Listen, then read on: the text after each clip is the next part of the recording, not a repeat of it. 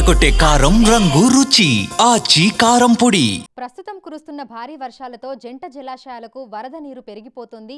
ఆ వరద నీటిని దిగువన ఉన్న ప్రాంతాలకు విడుదల చేస్తున్నారు. దీంతో మూసి ఉధృతంగా ప్రవహిస్తోంది. అయితే వర్షపాతం తక్కువగా నమోదైనప్పటికీ ఈ విధమైన పరిస్థితి ఎందుకు వచ్చింది ఏంటి అనేది కూడా తెలుసుకుందాము. మనతో పాటు వాతావరణ శాఖ అధికారి ధర్మరాజ్ గారు ఉన్నారు. మిగతా విషయాలను ఆయన మాటల్లోనే అడిగి తెలుసుకుందాం. నమస్తే సార్. సార్, గత కొన్ని రోజులుగా చూస్తే హైదరాబాద్లో మనకి అంటే ఎక్కువగా వర్షపాతం అనేది నమోదు కాలేదు. కానీ ఈ విధంగా మూసి ఎందుకు ఇంత ఉధృతంగా ప్రవహిస్తోంది? ఆ నీరంతా కూడా మనకు ఎటువైపు నుంచి వస్తుంది? ముఖ్యంగా చూసుకున్నట్లయితే ముఖ్యంగా గత ఆగస్టు నుంచి ఇప్పటి వరకు కూడా అధిక మొత్తంలో మనకి కురిసేటువంటి వర్షాల వల్ల అధిక మొత్తంలో మనకి వరద నీరు అనేది కూడా మూసీ నదిలోకి రావడం అనేది జరుగుతూ ఉంటుంది. ముఖ్యంగా చూసుకున్నట్లయితే ఇప్పటి వరకు కూడా నగరంలో కురిసిన వర్షాలు కనుక చూసుకున్నట్లయితే సగటుకు మించినటువంటి వర్షపాతం అనేది నమోదైందని చెప్పాలి. ఒక విధంగా 96 సెంటీమీటర్ల వరకు కూడా ఈ యొక్క సంవత్సరం అంటే జూన్ నుంచి ఇప్పటి వరకు కూడా సెప్టెంబర్ 27 వరకు కూడా నమోదైంది. ఒక విధంగా సగటును కనుక చూసుకున్నట్లయితే 63 సెంటీమీటర్ల వరకు కూడా వర్షపాతం అనేది నమోదవ్వాలి. ఒక విధంగా చూసుకున్నట్లయితే ఒక సంవత్సరంలో ఎంత వర్షపాతం వస్తుందో దానికంటే ఎక్కువగా ఈ యొక్క నైరుతి ఋతుపవనాల్లో హైదరాబాద్ నగరానికి అంత వర్షపాతం అనేది 96 సెంటీమీటర్ల వర్షపాతం అనేది నమోదైన గణాంకాల వల్ల కూడా ఒక విధంగా వరదతో కూడినటువంటి ఈ యొక్క యాక్టివిటీస్ అనేవి మూసీ నది చుట్టూ కూడా కనిపిస్తున్నాయి. ముఖ్యంగా చూసుకున్నట్లయితే ఒక విధంగా పట్టణ అభివృద్ధి పేరుతో మనం అనేకమైనటువంటి జలాశయాలని ఒక విధంగా చూస్తుంటే దాని యొక్క జలాశయాల యొక్క సామర్థ్యం అనేది తగ్గింది. వ్యర్థాలు అనేవి నదుల్లో వేస్తున్నారు. ఒక విధంగా చూసుకున్నట్లయితే మనకి 2000 నుంచి 2019 వరకు కూడా హైదరాబాద్లో జలాశయాలు అనేవి ఒక విధంగా 48% తగ్గాయి అనేసి, అట్లాగే చూసుకున్నట్లయితే వృక్ష సంపద కూడా ఒక విధంగా 38% తగ్గి, అలాగే చూసుకుంటే వ్యవసాయ భూమి కూడా 31% తగ్గిందని చెప్పొచ్చు. ఒక విధంగా కట్టడాలు పెరిగిపోతున్నాయి, కాంక్రీట్ జంగిల్ ప్లాట్ఫామ్ అనేది పెరిగిపోతుంది. సో వీటి వల్ల వర్షపు నీరు అనేది భూమిలోకి ఇంకడానికి సామర్థ్యం అనేది తగ్గిందని చెప్పొచ్చు.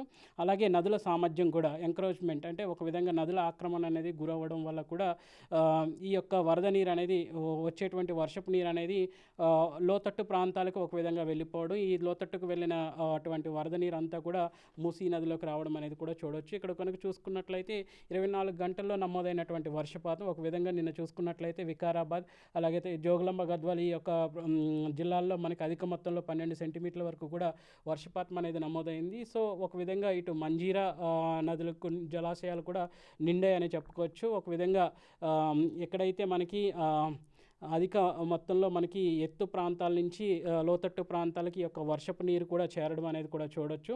సో అందువల్ల మనకి మూసీ నదికి అధిక మొత్తంలో కూడా వర్షం అనేది వస్తుందని చెప్పొచ్చు. ఒక విధంగా చూసుకున్నట్లయితే తెలంగాణ రాష్ట్రంలో ఉత్తర తెలంగాణ భాగాల్లో వచ్చేసరికి మనకి గోదావరి జలాలు అనేవి వస్తుంటాయి అధిక మొత్తంలో. అలాగే చూసుకున్నట్లయితే దక్షిణ తెలంగాణ భాగానికి వచ్చేసరికి కృష్ణా జలాలు అనేవి అధిక మొత్తంలో వస్తుంటాయి. సుమారు కనుక చూసుకున్నట్లయితే ఉత్తర తెలంగాణ జిల్లాల్లో మనకి నిజామాబాద్, కరీంనగర్, వరంగల్, ఖమ్మం, ఆదిలాబాద్, జోగులాంబ, జయశంకర్ భూపాలపల్లి, అలాగే భద్రాద్రి కొత్తగూడెం ఈ యొక్క జిల్లాలకు ఎక్కువ మొత్తంలో మనకి గోదావరి జలాలు అనేవి వస్తుంటాయి. అలాగే దక్షిణ తెలంగాణ అంతా కూడా కృష్ణా జలాలతో ఎక్కువగా ఆధారపడి ఉంటుంది. మంజీరా నుంచి మనం ఈవెన్ వాటర్ అనేది తీసుకుంటుంటాము. సో ఈ యొక్క అధిక మొత్తంలో వర్షాలు రావడం వల్ల కూడా ఒక విధంగా మూసి ఓవర్ఫ్లో అవ్వడానికి కారణమని కూడా చెప్పొచ్చు.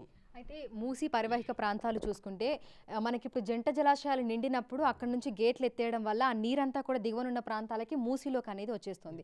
సో జంట జలాశయాలకి ఎటువైపు నుంచి వరద నీరు అనేది వస్తుంది అని చెప్పుకోవచ్చు? ఒక విధంగా చూసుకున్నట్లయితే వరద నీరు అనేది ఎక్కువ ఎత్తుగల ప్రాంతాల నుంచి లోతట్టు ప్రాంతాలకు ఎక్కువ వస్తూ ఉంటుంది. సో అధిక మొత్తం అనేది కూడా వర్షపు నీరు అనేది ఇటు చేరడం వల్ల కూడా ఒక విధంగా చూసుకున్నట్లయితే వ్యర్థాలు అనేవి నదుల్లో వేయడం, అలాగే నదులను ఆక్యుపై చేయడం అనేది కూడా ఒక విధంగా ఈ యొక్క నీరు భూమిలోకి ఇంకే సామర్థ్యం అనేది తగ్గిందని చెప్పొచ్చు. సో వీటన్నిటి వల్ల కూడా చూసుకుంటే ఒక విధంగా ఈ యొక్క మూసీ నది అనేది ఓవర్ఫ్లో అవుతుందని కూడా చెప్పొచ్చు. సో ప్రస్తుతం చూసుకుంటే ఇటు హైదరాబాద్ నగర వ్యాప్తంగా అంటే హైదరాబాద్ అంటేనే గొలుసుకట్టు చెరువులకి ప్రసిద్ధి అంటారు. అయితే ఎక్కడికక్కడ కూడా మనకి ఆక్రమణలకు గురయ్యాయి. సో నీరు ఇంకడానికి కూడా మనకి సరైన స్థలం అనేది లేదు. అయితే ఇందుకు పరిష్కారం ఏంటి అంటారు? అంటే ఒక విధంగా గవర్నమెంట్ అనేకమైనటువంటి కార్యక్రమాలు చేపడుతున్నారు. చెక్ డామ్స్ అవి నిర్మిస్తున్నారు.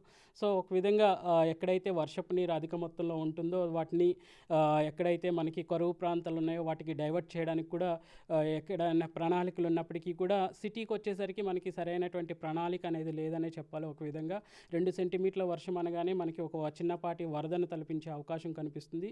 అలాగే ఈ నెలలోనే మనకి 15వ తారీఖునే మనకి సుమారు అంబర్పేటలోనే 15 సెంటీమీటర్ల వరకు కూడా వర్షపాతం అనేది నమోదైంది. అలాగే హైదరాబాద్ బేగంపేటలోనే మనం చూసుకున్నట్లయితే 11 సెంటీమీటర్లు, గోల్కొండలో 10 సెంటీమీటర్లు, ఈవెన్ చార్మినార్లో కూడా 10 సెంటీమీటర్ల వరకు కూడా, అంటే ఒక విధంగా ఈ యొక్క సీజన్ నైరుతి ఋతుపవనాల కాలంలో ఈ యొక్క తీవ్రత కూడినటువంటి వర్షాల సంఖ్య అనేది పెరిగిందని చెప్పొచ్చు. ఈవెన్ ఈ యొక్క రీసెర్చ్ పత్రాలు కూడా అనేక సందర్భాల్లో ఈ యొక్క ఇంటెన్సివ్ స్పెల్స్ అనేవి పెరిగాయి అనేసి, ఈ యొక్క ఎక్కువగా నగరాల్లో అధిక మొత్తంలో ఈ యొక్క ఇంటెన్సివ్ స్పెల్స్ అనేవి ఉన్నాయనేసి కూడా ఎంతోమంది రీసెర్చ్ చేసి వారి యొక్క రీసెర్చ్ పత్రాలు కూడా సమర్పించినటువంటి సందర్భాలు కూడా ఉన్నాయి.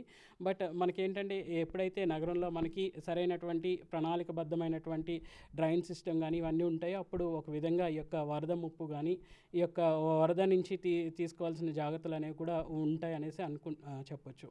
సో ఒకవైపు జంట జలాశయాలు నిండిపోవడము, మరోవైపు మనకి డ్రైనేజీ సిస్టమ్ సరిగ్గా లేకపోవడము, అదేవిధంగా ఎక్కడికక్కడ వరద నీరంతా కూడా నిలిచిపోయి అదంతా మూసీలోకి రావడం వల్లనే మూసీ ఇంత ఉధృతంగా ప్రవహించి లోతట్టు ప్రాంతాలన్నీ జలమయం అవుతున్నాయని చెప్పుకోవచ్చా? ఒక విధంగా చూసుకున్నట్లయితే గత 2 రోజులుగా కూడా కురుస్తుంది. అలాగే చూసుకున్నట్లయితే హైదరాబాద్కి ఇప్పటికే ఇందాక చెప్పినట్లుగా ఒక విధంగా ఒక సంవత్సరంలో వచ్చేటువంటి వర్షపాతం అనేది అధిక మొత్తంలో వర్షపాతం వచ్చినప్పుడు కూడా ఈ యొక్క నదుల సామర్థ్యం అనేది కంటే ఎక్కువ వర్షం అనేది ఈ సంవత్సరం నమోదవడం వల్ల కూడా ఒక విధంగా ఓవర్ఫ్లో కారణమని చెప్పొచ్చు. సో ఈ భారీ వర్షాల నేపథ్యంలో ముందే మూసి పరివాహిక ప్రాంతాల్లో ఉన్నటువంటి ప్రజలని అప్రమత్తం చేస్తూ అక్కడ అధికారులకి అలర్ట్స్ అనేవి పంపిస్తున్నారా? అంటే ఇంత పరిస్థితి ఈ విధంగా ఉంది, వాళ్ళందరినీ కూడా పునరావాస కేంద్రాలకు అనేవి పంపిస్తూ ఉన్నారు, మరి వర్షాలు ఈ విధంగా కురుస్తాయి, పరిస్థితి ఈ విధంగా ఉంటుంది అని ముందే చెప్తున్నారా? ఒక విధంగా చూసుకున్నట్లయితే గత 24 నుంచే ఈ యొక్క భారీ వర్షాల గురించి సూచనలు అనేవి జారీ చేయడం జరిగింది. 26, 25 నుంచి మొదలుపెట్టి ఎప్పటికప్పుడు మా యొక్క నివేదిక పత్రాల్లో ఎప్పటికప్పుడు ఈ హెచ్చరికలు అనేవి జారీ చేయడం అనేది జరుగుతుంది. సో ఒక ముందస్తు సమాచారం అనేది తగిన జాగ్రత్తలు తీసుకోవడానికి సరిపడా సమయం అనేది వారి చేతులు ఉంటుంది కాబట్టి ఎక్కడైతే లోతట్టు ప్రాంతాల్లో ప్రజలు ఉంటారో వారిపై దృష్టి కేంద్రీకరించి వారిని సురక్షిత ప్రాంతాలకు తరలించడం, అలాగే ఏ ఒక్కరు కూడా ప్రాణ నష్టం వాటిల్లకుండా ఉండేటట్టు చేయడం కావాల్సినటువంటి చర్యలు అనేవి గవర్నమెంట్ వారు చేశారనేసి చెప్పచ్చు. ఈ వర్షాలకి బ్రేక్ వస్తే ఈ వరద ఉధృతి అనేది తగ్గే అవకాశం ఉందా, లేదంటే ఈ ఫ్లో ఇదే విధంగా కంటిన్యూ అవుతుంది అంటారా?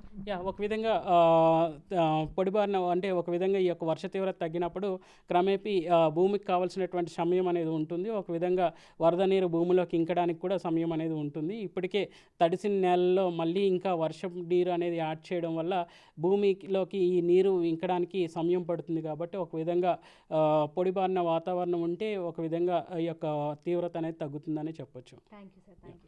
సో ప్రస్తుతం చూస్తే జిహెచ్ఎంసీ పరిధిలో గత కొన్ని రోజులుగా కుండపోత వర్షాలు అనేవి కురుస్తున్నాయి. వీటి వల్ల ఎగువన నుంచి కూడా మనకు ఎక్కువగా వరద నీరు అంతా వచ్చి జంట జలాశయాలకి ఆ వరద ఉధృతి అనేది పెరుగుతుంది. దీంతో అధికారులు గేట్లు ఎత్తి దిగువన ఉన్న ప్రాంతాలకి నీటిని విడుదల చేస్తున్నారు. అయితే అలా విడుదల చేసినప్పుడు ఆ నీరంతా కూడా దిగువన ఉన్న ప్రాంతాలకు కూడా మనకి మూసీ నదిలోకి వెళ్ళి చేరుతోంది. సో మూసీ కూడా ఉధృతంగా ప్రవహిస్తోంది. ఎక్కడికక్కడ కూడా మన నగర వ్యాప్తంగా చూసుకుంటే బ్రిడ్జిలన్నీ కూడా వరద నీటిలో మునిగిపోయి మనకి కనిపిస్తున్నాయి. అయితే ఈ వర్షాల తీవ్రత తగ్గి పొడిబారిన వాతావరణం కనుక మళ్ళీ కంటిన్యూ అవుతే ఈ వరద ఉధృతి కూడా తగ్గే అవకాశం ఉన్నట్లుగా కూడా అధికారులు అయితే చెప్తున్నారు. వీడియో జర్నలిస్ట్ గౌరవ్తో అంజుమా, బిగ్ టీవీ, హైదరాబాద్.